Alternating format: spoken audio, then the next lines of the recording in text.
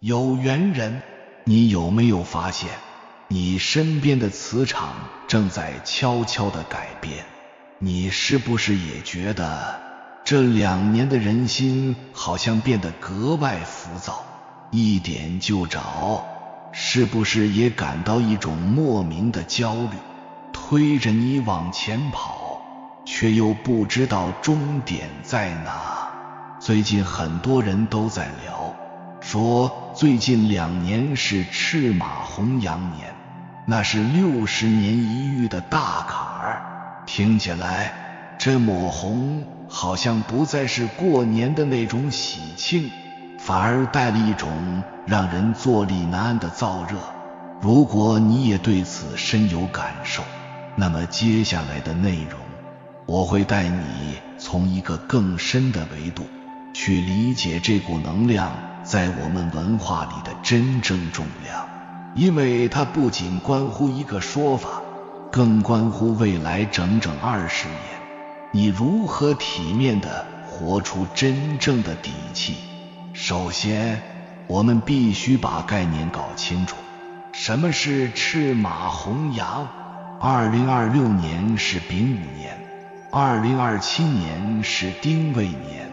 在天干地支里，丙丁属火，午为马，未为羊，所以这连续的2年本质上就是时间和空间的能量轨道剧烈碰撞出的一团极热极旺的火。有人可能会想，火旺不是好事吗？代表热情、生机，红红火火，这种想法是大错特错。这根本不是你家炉灶里温情脉脉的火苗，而是炼钢炉里足以融化万物的滔天烈焰。古人为什么怕它？因为火的本性是燥烈，是消耗，是无情的燃烧。它不像水那样能够温柔的滋养。你可以做一个体感上的想象，整个天地就像一个巨大的烤箱，被调到了最高温。而我们每个人身体里的肾水，也就是我们生命力的根本，我们的精力储备就如同汽车发动机里的冷却液。当地面温度过高时，冷却液会怎么样？它会被快速蒸干。一旦冷却液耗尽，发动机就会过热，爆缸，直接报废。这就是为什么很多人最近会觉得莫名心慌、失眠多梦、脾气暴躁、身体上火。这不是心理作用，而是一种真实的物理反应。天地这股大火正在加速消耗你内在的水。如果你过去几年本就经常熬夜、过度思虑、情绪内耗，那么这股火就像一个上门催债的，拿着你的亏空账单，要连本带利的一次性收回。这根本不是意外，而是因果的加速显现。你再想象一下，一个人他习惯了慢生活，习惯了躲在阴影里面，突然间他被推到了一个聚光灯全开，所有镜头都对着你的舞台。如果你没有那份内心的笃定劲儿，这种突如其来的亮光是不是会让你很局促、很不安，甚至想要逃离？这就是为什么我们正在从那个凡事求稳、讲究囤积物质财富的旧时代，全面跨入九子离火运。未来的活法真的要彻底改变了。你不再需要拼命地去占有、去囤积那些外在的东西。未来20年，你要学会发光。发什么光？不是炫耀财富的光，不是张扬跋扈的光，而是你举手投足间的审美与品味，是你与人相处时能给予别人的那份情绪价值，是你面对变故时那份不被外界定义的从容与生命力。这些深藏于内的品质，才是你在这个时代最硬的囤货。而赤马红羊这2年，就是这团大火烧得最旺、最亮，对所有人进行终极大考的那一刻。看到这里，很多人心里一定会犯嘀咕：你前面把这股火说得那么凶险，像个催债的，像个大烤箱，明明是个大坎儿，怎么标题又说是60年一遇的鸿运呢？这不是自相矛盾吗？但这恰恰是宇宙最公平，也是最残酷的法则。危机永远与机遇同体，运从来不是天上掉下来的馅饼，而是藏在火海里的真金。这份鸿运的珍贵之处，正在于它前面有个火字。你可以想象一场森林大火，对于那些枯枝烂叶、腐朽的老树来说，这场火是灭顶之灾，是坎儿。但大火过后，草木灰烬成为最肥沃的土壤，阳光得以重新照进林地，许多需要高温才能唤醒的珍贵种子终于破土而出，迎来全新的生命周期。对于这些新生的力量来说，这场火就是天赐的运。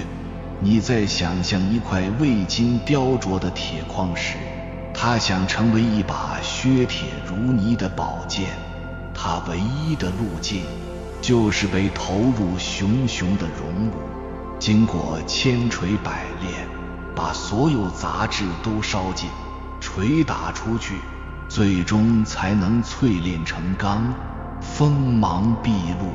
如果这块铁矿石本身杂质太多，根骨不纯，那么在熔炉里它只会化成一滩废铁。所以这60年一遇的鸿运，其本质就是一场宇宙级别的大筛选。它是一台业力加速器，你过去种下的善因、积累的福报，会在这2年被加速催熟，让你收获意想不到的回报，这便是运。而你过去欠下的债、压抑的伤、逃避的问题，也会被加速引爆，让你避无可避，这便是坎儿。它更是一面灵魂显形镜，这股强大的火能量会把你内在所有隐藏的阴暗角落都照得一清二楚。你的恐惧，你的贪婪，你的懦弱，你的真实格局，将在各种事件的冲击下被毫不留情地放大和暴露。这个过程无疑是痛苦的，但对于一个真正的修行者，一个渴望觉醒的灵魂来说，这难道不是一份天大的礼物吗？它逼着你看清自己，逼着你清理内在的垃圾，逼着你去成长。因此，所谓的接住鸿运，接的根本不是一份安逸享受，而是接住一份脱胎换骨的资格，是勇敢地走进熔炉，主动接受淬炼的资格，是接住一个看清自己、净化自己、重塑自己的绝佳时机。这根本不是矛盾，而是对那些有准备、有德行、有勇气的人的最高奖赏。而这份奖赏伪装成了挑战的模样。说到这里，提到火，我们会很自然地想到一种颜色，红色。但是你可能不知道，在古人的语境里面，赤和红它根本就不是一种颜色。中国传统色里有一套非常严格的等级，叫做五正色：青、赤、黄、白、黑。这5种颜色对应着天地五行最纯正的能量，而五行又相生相克，火克金，赤是火的正色，白是金的正色，所以当知阳至纯得赤，遇上了代表肃杀之气的白，两者相混杂之后，才有了红。所以红在古代属于五间色，是杂色、次等色，而赤才是火的本源，是五正色之首，代表着最强大、最纯粹、不容侵犯的能量。我为什么一定要在这里纠结一个字？因为2026年是赤马年，它不叫红马年。有人可能会觉得，这不就是咬文嚼字吗？这恰恰是天壤之别。如果你把炼钢炉的火当天灯节的灯笼火去对待，后果是什么？是自寻死路。这种认知的差异，直接决定了你在这个巨大的时代转折点上，是会被大火无情的灼伤，化为灰烬，还是能借这把火淬炼真金，脱胎换骨？当然，火虽然迅猛，但中国文化里有一个更高的智慧，叫做水火既济。我们最推崇的状态，从来不是单一的极致的火，也不是单一的极致的水，而是那种火中有水，水中含火，阴阳平衡，循环相生的状态。就像我们说，一个女性最好的品质是温润如水，内在坚强，外在柔和，内有风骨。你会发现，中国人在寻找这种平衡感的时候，总会看向一样东西。在古人的眼里，有一种物质，仿佛天生就是为了化解这种天地间的燥热而存在的，那就是赤玉，也就是我们今天常说的南红。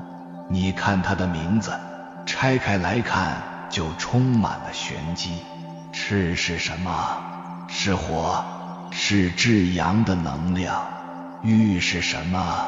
玉，石之美者，其性属土，土能生金，金能生水，所以玉的底层逻辑里藏着水的润泽与沉静。南红的形成过程本身就是一场极致的冷热交替。亿万年前，火山喷发的滚烫岩浆池，在急速冷却中与周围的物质交融，最终凝结成了玉石水。它不像普通红玛瑙那样单薄，缺乏厚重感，也不像红宝石那样凌厉，锋芒毕露。南红特有的那种饱满的胶质感，让它在阳光下看起来是火热的，充满生命力的。但是你把它握在手里，贴近皮肤，感受到的却是一种温润如脂的清凉与沉静。这种外在有光芒，但内在有退路、有涵养的状态，不正是我们在这个浮躁时代里最需要追求的生命状态吗？所以，为什么我们过年要穿红戴红？说白了，这抹红是我们面对不确定的未来，给自己内心加的一份定心丸，一份能量上的护身符。当你把它带在了身上，那种沉甸甸的温润的胶质感会时刻提醒你，它会让你在最热闹、最浮躁、最容易上火的环境里，还能在心里留住那么一点点冷色调的理智，去稳稳地接住未来的机会。体面的赢从来不是靠一时血勇，说到底其实就是比谁坐得住，比谁的内在更安稳。这抹象征着水火既济的中国红，不只是你身上的点缀，而是能真正在能量层面帮你锚定心神。在这个风云变幻的时代里，守住那份最实在的源自内心的底气。当你的心真正安住，再大的火也烧不到你，反而会成为照亮你前行道路的光。在评论区郑重地打下定心手劲，火中生莲。这不仅仅是打下一行字，这是一次深刻的个人能量宣告仪式。你是在向自己的潜意识下达一个最清晰的指令，无论外界如何燥热变幻，我的心选择安住于宁静。你发出的这个念头，就是一颗清凉的种子，种在你的心田里。每一次你在生活中感到烦躁时，默念它，都是在为这颗种子浇水。当成千上万的人共同发出这个正念时，我们就共同创造了一个巨大的、宁静的集体能量场。这个能量场会反过来加持我们每一个人，让我们在这场时代的洪流中，不仅能自保，更能淬炼出内在的光芒，于烈火之中开出清净的莲花。那么，面对这股滔天热浪，除了寻得一份外在的信物来时时提醒自己，我们普通人在日常生活中具体该如何自处，如何真正做到趋吉避凶呢？这里有至关重要的3要3不要，请务必牢记于心。这不仅仅是养生之道，更是未来20年安身立命的根本智慧。首先是3不要，避3危，守住你的能量底盘。1. 不要凑热闹，尤其是充满戾气的热闹。有人会问，我去人多的地方沾沾喜气，接接地气，不是挺好吗？大错！你要分清楚什么是喜气，什么是火气。在火旺的年份，人群聚集的地方，特别是那些充斥着对立、争吵、八卦和怨愤的场域，无论线上还是线下，就是一个情绪的高压锅。每个人的焦虑、愤怒、不满，就像柴火，不断投入，让这锅火气越烧越旺。你一个心神不稳的人进去，就像一根干柴，瞬间就会被点燃，不仅消耗自己的能量，还可能引火烧身，沾染不必要的口舌是非。记住，要去的地方是火药桶，而你就是火柴，能不去就尽量不去，这叫避火。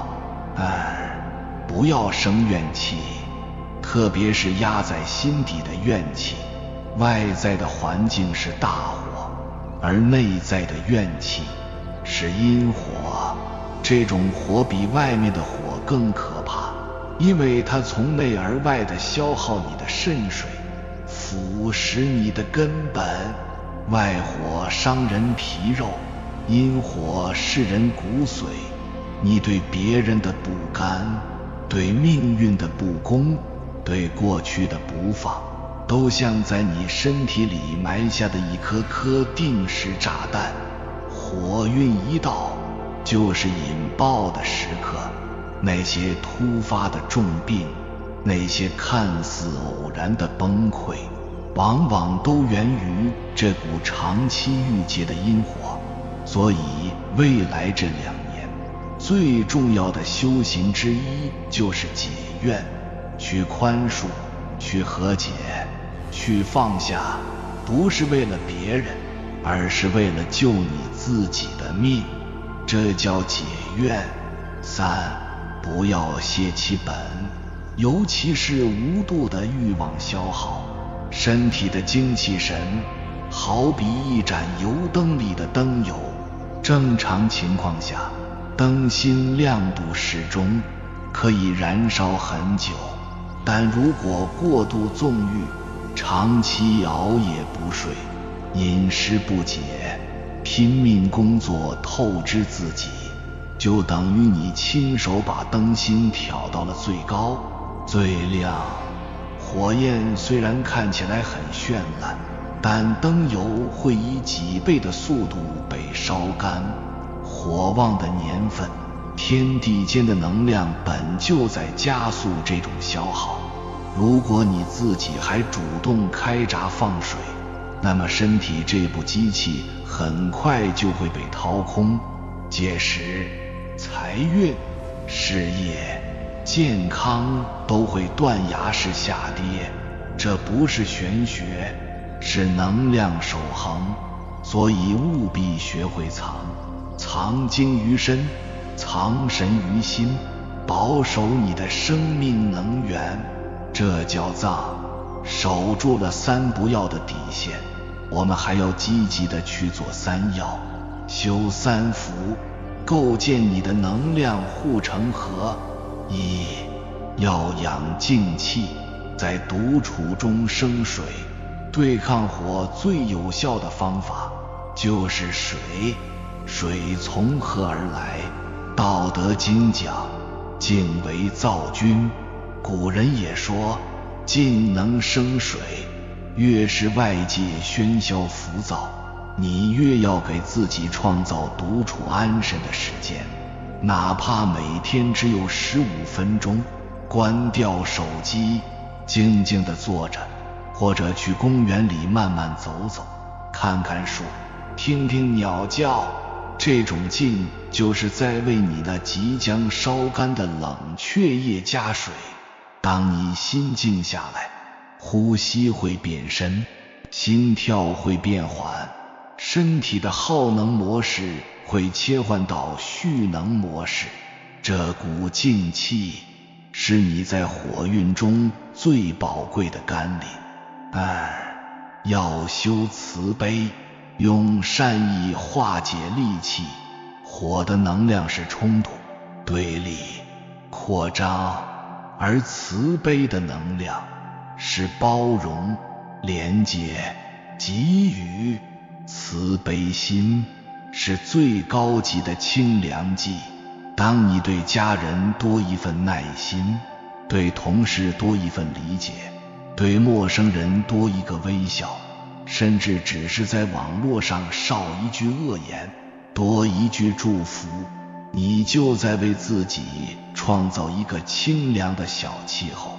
你给出去的情绪价值，最终都会回流到你身上，形成一个温柔的保护罩，将外界的戾火隔绝在外。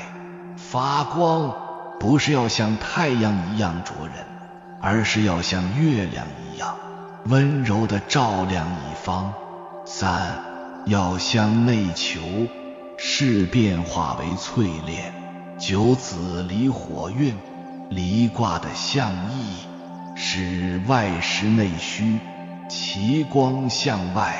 这意味着这是一个能量外放、光芒万丈的时代，但同时也最容易让人迷失于外，忘记根本。它像一面巨大的镜子，会照出你所有的内在问题，你的恐惧，你的短板，你的业力，不要害怕，这是宇宙在逼着你向内看，这是一个清理内在垃圾、重塑自我最好的时机。所有让你痛苦的，都是你最需要疗愈的；所有让你卡住的，都是你最需要突破的。把每一次挑战都看作一次借火炼心的机会。总而言之，未来的时代不再是比谁跑得快，而是比谁站得稳。有缘人，感谢你看到最后。如果今天的影片对你有所帮助，请按个赞给我响应。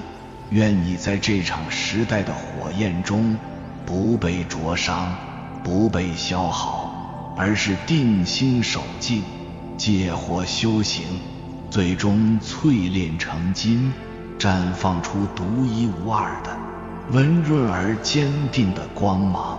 还没有订阅频道的，请点击右侧的订阅按钮，与我们建立更深的连接。随缘加入会员，与同频之人共修福报，随喜转发，传播善知识，功德无量。